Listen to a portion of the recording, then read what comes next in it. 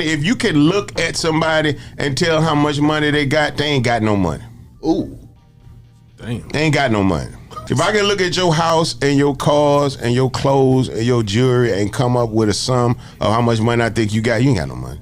Oh my God. You ain't got no money. I shouldn't really be able to calculate looking at you what you worth. Facts. Because if that's the case, pretty much everything you worth on you. Come on. Once I take the bitch ass jewelry off of you, you know, and then wallet out your pocket, them little bands you keep showing off and spelling shit out with. Once I take that from you, I done fucked over 70% of your worth right there. The idea that people have to see you being rich is as old as time itself and as wrong as time itself. You know what I'm saying? You can't really enjoy money if everybody know you got it. How about that? You can't even really enjoy money if people know you got money. That's cold.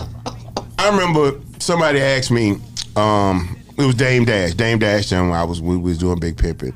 And they was like, man, Jay Prince, you know Jay Prince? I'm like, you got a lot of bread. How much bread you think Jay Prince got? I was like, enough.